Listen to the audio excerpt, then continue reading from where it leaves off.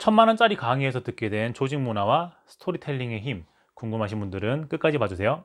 천만 원짜리 수업인 이유는 제가 한 학기 등록금을 천만 원 냈는데 오프라인 수업에 처음 가봤으니까 한 번 가봤으니까 그 수업이 천만 원짜리라고 할 수도 있는 거잖아요. 제 계산은 그래요. 안녕하세요. 직장인TV의 김 차장입니다. 회사가 구성원들에게 바라는 것은 무엇인가? 우리 같은 직장인들이 회사에 바라는 것은 무엇인가? 제가 듣고 있는 과목이 조직행동론, 저희는 조행이라고 하는데 이 조행 수업에 나왔던 그 조직의 문화에 대한 부분이거든요. 사실 문화라는 거는 조직을 구성하는 그 개개인들, 수많은 사람들이 가지고 있는 공통적인 무엇이기 때문에 뭐라고 한마디로 정의할 수도 없고 이건 뭐야 라고 이야기하기도 어려운 그 무엇인데 되게 쉽게들 이야기하잖아요. 조직 문화를 바꿔야 돼. 뭐 우리 회사는 이렇기 때문에 안 돼. 저 회사는 저렇기 때문에 잘 돼. 그 이유들은 다 이 조직 문화 때문이야. 이런 식으로 이야기를 되게 쉽게 하는 경향이 있는데 결코 그 조직 문화라는 게 그렇게 한마디로 쉽게 툭 던질 수 있는 이야기가 아니라는 내용이었어요. 톨스토이의 안나 카레리나라는 작품에 물론 읽어보시진 않았지만 그 작품의 문학 역사상 가장 유명한 것이 그 첫 문장인데 모든 행복한 가정은 비슷한 이유로 행복하고 모든 불행한 가정은 다 제각각의 불행한 이유가 있다 라는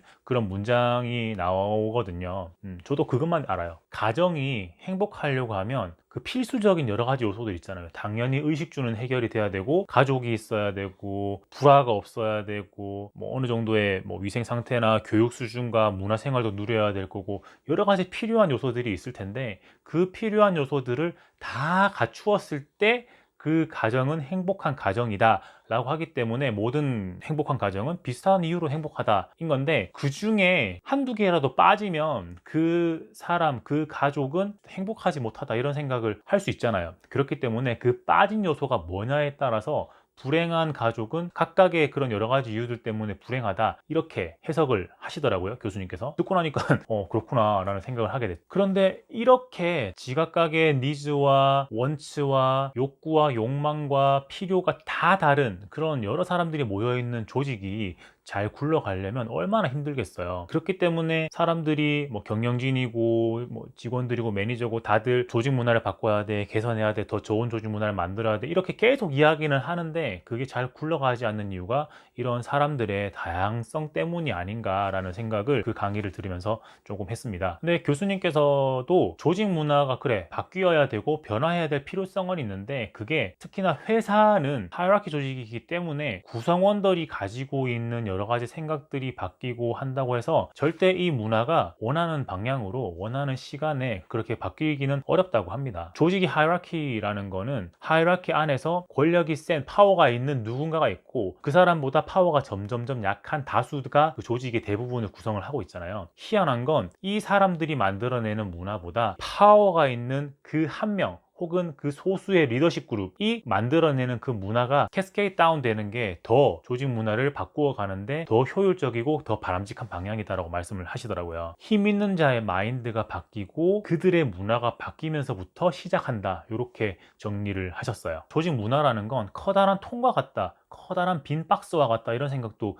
들었거든요. 얼마나 다양한 사람들이 있는가라는 그런 넓이가 있을 거고 그 다양성이 얼마나 깊은가에 대한 넓이와 깊이가 있을 거고 그렇게 만들어진 커다란 틀에 어떠한 사람들이 가지고 있는 내용, 철학이 채워져 있는가에 따라서 그 조직의 문화라는 게 만들어지고 결정되고 변화해 간다 이렇게 생각을 해볼 수가 있겠더라고요. 넓이와 깊이와 철학이 조직 문화를 만들어 간다 이렇게 생각을 해볼 수가 있겠죠. 근데 이게 비단 조직 문화에만 해당되는 것인가? 예전에는 사회가 회사에 기대하는 거는 주주의 이익 환원, 프로핏을 만들어서 계속 성장해 가는 것, 그리고 그게 주가에 반영돼서 주주들이 이익을 계속 키워가는 것, 이런 것들을 기업의 미덕이라고 생각을 하고 그 이상은 보통 기대하지 않았던 경우가 많은데 최근을 돌아보면 사회 그리고 이 사회의 구성원들, 우리 같은 사람들은 기업의 철학을 기대하는 그런 경우들이 굉장히 많고 점점 늘어나고 있거든요. 어떤 회사가 아무리 성장을 잘한다고 해도 그 회사에서 느껴지는 철학이 없다고 하면 그 회사를 좋게 평가하지는 않는 것 같아요. 그래서 반대로 이야기를 하면 막 성장해 나가는 조직들은 자기만의 철학을 가지기 위해서 굉장히 노력을 하고 그 철학을 만들어내고 나면 그 철학을 뿌리 내릴 수 있도록 조직 문화를 만들어 가려고 굉장히 애쓰는 것들을 볼 수가 있잖아요. 그래서 어떤 조직이 철학을 가지게 되면 철학과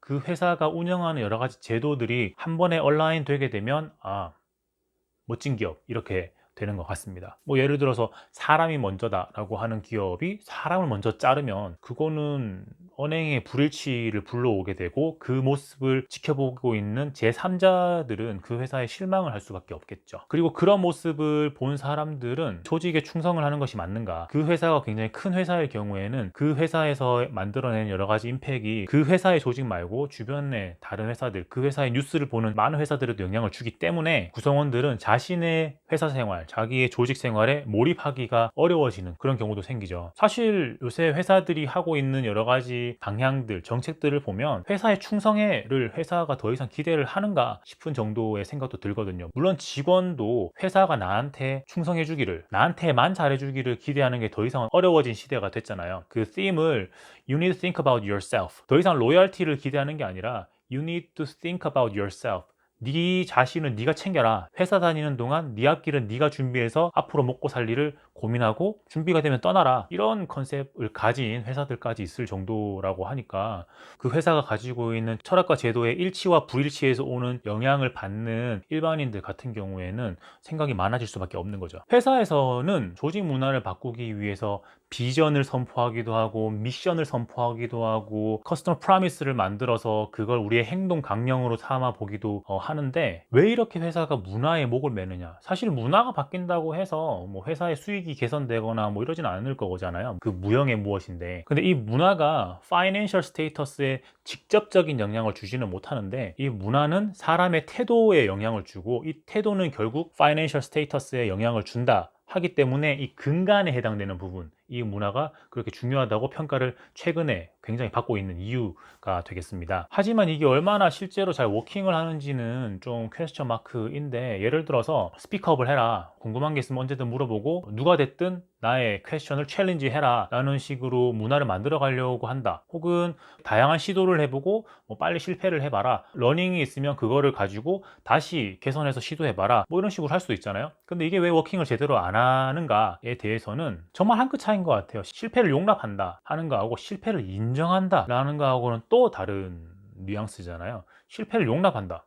해봐. 괜찮아. 해봐. 괜찮아. 해봐. 이게 이제 실패를 용납하는 거고, 실패를 인정한다라는 건 거기에 책임이라는 게 붙어버리는 게 되는 거죠. 그러면 저희같이 파리 목숨인 직장인들은 실패를 용납해 주는 거하고 실패를 인정하는 거하고는 또 다른 문제이기 때문에 어쨌거나 좀 보수적일 수밖에 없지 않나라는 생각도 잠깐 할 수 있고요. 교수님은 회사에서 뭐 외부 에이전시를 부르거나 아니면 저 같은 사람이 뭐 퍼실리테이션을 하면서 워크숍을 진행을 해서 비전을 찾아봅시다, 미션을 만들어 봅시다, 그래서 우리가 앞으로 이렇게 한번 해봅시다 라는 액션 플랜을 만들어내는 그런 엄청난 리소스들, 수많은 사람들이 모이고 어디 장소를 대관하고 밥 먹고 뭐 여러 가지 머티리얼들을 사서 붙이고 자르고 그리고 하는 그런 시간을 들여가지고 만들어내는 어떤 가치, 그 가치를 우린 앞으로 이렇게 하겠습니다 라고 선언하는 것만으로는 문화가 될 수 없다. 왜냐하면 문화는 슬로건 하나, 큰 목소리 하나로 바뀌어지거나 만들어지는 것이 아니기 때문이다 라고도 하셨어요. 근데 생각해보면 우리는 이런 것들을 되게 많이 하죠. 실행이 달라붙지 않는 캐치프레이, 우린 앞으로 이렇게 하겠어요. 예를 들면 그거죠. 저 학교 다닐 때 저는 서울대 갈 거예요. 서울대 간다 이러면서 서울대 사진 방에다 붙여놓고 이번 모의고사 1등급 목표, 이번 수능은 해낸다, 화이팅, 가자 서울대, 뭐 이런 표어들을 방 여기저기에 붙여놓고 자잖아요. 그 붙여놓으면 잠이 오던데. 잠을 자버리면 당연히 공부를 많이 안 하니까 서울대 못 가겠죠. 못 갔죠. 그런 것처럼 표어, 슬로건만으로는 어떤 변화도 일어나지 않는다. 회사에서 조직의 문화를 바꾸기 위해서 하는 노력이 어느 수준에서 그치는지를 한번 생각해 보라는 말씀도 하시더라고요. 앞단, 정말 앞단, 최앞단, 뭐 슬로건, 비전 이거 만드는데 시간과 에너지를 다 쏟고 다시 현업에 돌아가서 자기 하는 일, 하루하루 먹고 사는 일에 바쁘진 않은가? 아니면 정말 잘 세팅된 어떤 고을을 놓고 전 직원이 그거를 위해서 여태까지 하던 일의 방식과 하던 일들을 다 버리고 새로 세팅해가지고 그 노력을 할 수 있는가에 대해서도 한번 생각해 보라고 하셨는데, 최근 저에게 되게 시사하는 바가 많았던 그런 강의였습니다. 과연 약속만으로, 과연 그 문장만으로 뭔가 구체적인 변화가 일어날까? 라는 생각을 수업 들으면서 계속 하게 되더라고요. 그리고 마지막으로는 스토리가 가지고 있는 힘에 대해서 말씀도 주셨는데, 예를 들면 그런 거죠. 우리가 어떤 변화를 만들어내기 위해서 합시다, 하자라고 문장을 하나 하는 거 하고, 조직 구성원에 누군가가 나와서 자기가 왜 이런 생각을 하게 됐는지, 그리고 자기 일상에서는 어떤 변화가 일어났는지에 대해서 이야기를 이렇게 풀어주면 그게 하나의 문장, 하나의 표어보다는 훨씬 더 구성원들한테 와닿고, 그 와닿은 슬로건과 표어는 다른 구성원들의 행동의 변화를 일으킬 수도 있다라는 말씀하셨어요. 예를 들어 주셨던 사례가, 사회적 연구를 할 때 대학생들을 모아다 놓고 대학생들이 어떤 사례를 연구하겠어요. 근데 주어진 사례가 어떤 노인들의 사례, 그리고 되게 영스터, 에너지 넘치고 재기발랄한 그런 활기 넘치는 그룹의 사례, 그리고 그냥 보통 일반인들의 그냥 평범한 사례, 이렇게 세 가지 사례를 주고 대학생들에게 그거에 대한 케이스 스터디와 토론을 하자라고 한 다음에, 그 수업이 끝난 다음 밥 먹으러 가는데 이 연구의 포커스는 그 밥 먹으러 갈 때에 걸리는 시간을 측정해 보는 데 있었던 거죠. 그래서 해봤더니 노인들의 케이스를 리뷰했던 그룹은 굉장히 천천히 느리게, 정말 노인들의 행동처럼, 젊고 힘 넘치는 영스터들의 케이스를 가지고 스터디를 하고 토론을 했던 그룹은 빠르고 힘있게 식사 장소로 이동을 하더라. 그 스토리가 사람들의 잠재의식, 무의식에 영향을 미쳐서 그들의 행동에까지 그런 변화를 일으켰다 라는 이야기를 하시면서, 어떤 메시지를 전달할 때 스토리를 입힐 수 있는지 없는지, 스토리를 어떻게 입힐지에 대한 고민이 반드시 필요하다라고 하셨어요. 스토리가 입혀지게 되면 그거는 약간 증폭기, 확성기처럼 그 메시지를 엄청 크게 만들어서 다른 사람들에게 영향을 줄 수도 있다, 이런 말씀을 하셨습니다. 저도 실제로 이런 시도를 많이 하고 있는데 조금 더 그 부분에 집중을 해보도록 해야 될 것 같아요. 오늘은 조직 문화를 변화시키려면 어떻게 해야 될까, 그리고 스토리가 가지고 있는 메시지 증폭의 힘, 이런 부분들에 대해서 말씀을 드려봤는데, 좋으셨던 분들은 좋아요와 구독을 눌러주시고, 싫으셨던 분들은 싫어요와 댓글 달아주시면 좋겠습니다. 소중한 거 먼저 챙기시고 건강 유의하시기 바랍니다. 직장인TV의 김 차장이었습니다. 감사합니다.